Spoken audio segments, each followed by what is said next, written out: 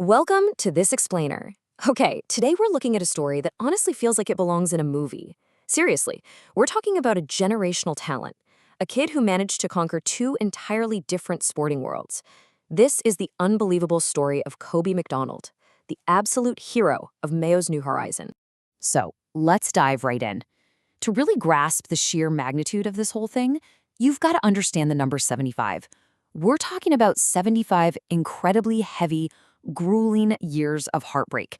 I mean, that is how long the county of Mayo spent just carrying this crushing weight of lost finals. They'd defy the odds, get right to the edge, only to have their hearts broken time and time again on the absolute biggest stage in Gaelic football. But then, the summer of 2026 happened. That 75-year curse? Completely broken by an 18-year-old. Kobe McDonald essentially put the county on his back, led them to a historic All-Ireland victory, and ended a drought that had literally lasted for generations. But right as the celebrations were hitting their peak, he drops this massive bombshell on the whole country. He wasn't going to stick around to soak it all in. No, he was packing his bags and leaving for Australia. Section 1, The Weight of Legacy. Let's rewind a bit to look at his deep roots in Mayo.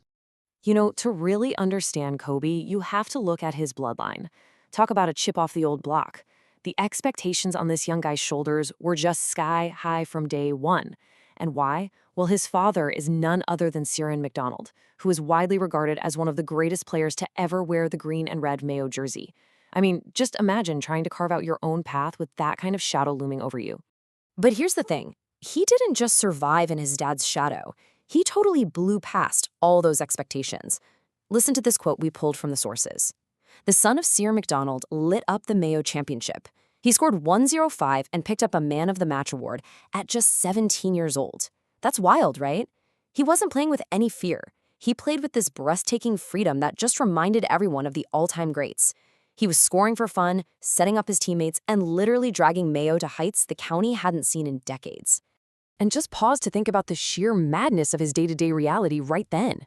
On one hand, he's out there utterly dominating the senior Mayo championship against fully grown men. And on the other, he's sitting at a desk studying for his Leaving Cert exams. It's crazy. He was balancing the suffocating pressure of a major All-Ireland campaign with standard high school exams. It's a stark reminder that while he was performing like a seasoned veteran, he was actually still just a teenager, with a massive, life-altering decision looming in the background. Which brings us to Section 2, The Saints Come Calling. It was time for a massive decision. So like a lot of Irish stars before him, Kobe caught the eye of the AFL. Last November, word broke that Kobe actually signed a professional contract with the St Kilda Saints. Now, they brought him in under a very specific classification, a Category B rookie. This is actually a really clever rule in the AFL. Basically, it allows clubs to sign players from non-traditional Australian rules backgrounds, like Gaelic football. So it's pretty much the perfect entry point for top-tier Gaelic players who are looking to turn pro. And you've got to understand, St Kilda wasn't just taking some wild gamble in the dark here. Just listen to the perspective of their CEO, Carl Delina. He said, Kobe's natural abilities have been evident for some time. We've seen the impact Irish players can make. To me, that shows exactly how highly valued Kobe's raw, natural abilities are within that rigorous Australian scouting system. They saw a prospect that they simply could not let slip away. Now, let's talk about the financial reality of this move because it's pretty interesting. As a rookie, his base salary starts out at around 33,000 euros. So yeah, a pretty modest start. But that is really just the starting block. There's a very real potential for him to earn hundreds of thousands if he makes the grade and secures a spot on that senior roster. But honestly, as we're about to see, the money really wasn't the main driving force for him.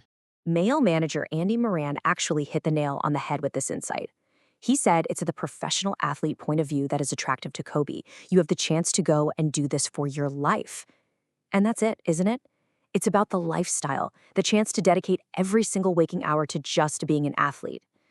Of course, this reality left Mayo fans absolutely gutted. I mean, they had just found their hero and they were already losing him. It actually got to the point where the legendary pundit Pat Spillane suggested local businessmen should pool their money just to pay him to stay in Ireland. No joke, but Moran knew the truth. You just can't stand in the way of a once-in-a-lifetime opportunity.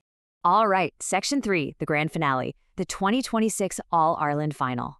Before packing his bags for the pro ranks, there was some incredibly serious business left to attend to back home. We're talking about facing off against Kerry in an absolute monumental battle, the classic old guard versus the new. The tension leading up to this match was just off the charts, and it all boiled down to one huge question. Can the young forwards actually deliver? All the pressure was squarely on them.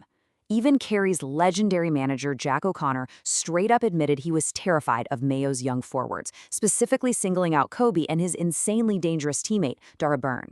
The stage was set for the ultimate generational showdown. And guess what happened? Kobe completely delivered.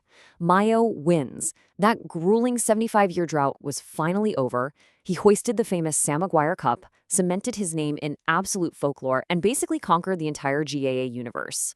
But you want to know the wildest part of the whole shebang? He did all of this just days before his flights to Australia were booked. He literally completed Gaelic football right before stepping on the plane. Which brings us to Section 4, the new frontier. Melbourne awaits. So now we look at the daunting new reality waiting for him inside the St Kilda bubble. Guys, it is an absolute mountain to climb over there, especially in a city completely obsessed with footy. We're talking about grueling mandatory training sessions well before 8 a.m., poring over these massive, complex playbooks, and having to completely unlearn his deeply ingrained Gaelic instincts, like just playing on after making a catch. He's going to have to deal with way harder tackles and rules that can frankly be really confusing at first. And, just like his fellow countryman Oisin Mullen, he's probably going to have to spend a good chunk of time grinding it out in the VFL, the Reserves League, just to learn the ropes.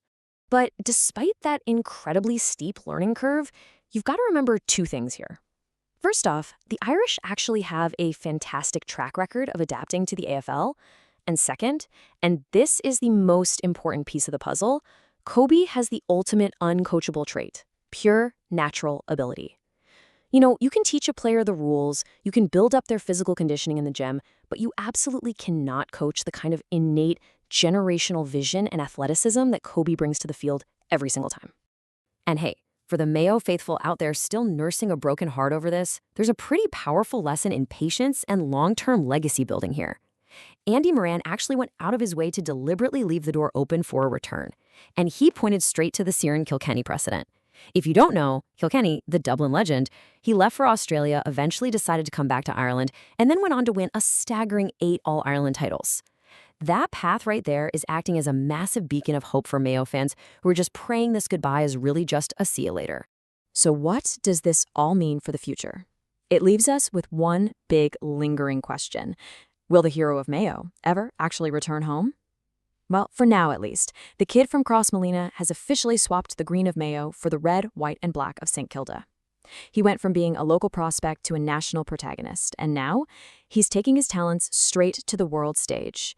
Whether he stays in Melbourne and becomes a legendary AFL great, or if he eventually returns to Ireland to build a dynasty of his own, one thing is for sure, his legacy is already totally secure. Thanks so much for joining me on this explainer, and I will catch you guys next time.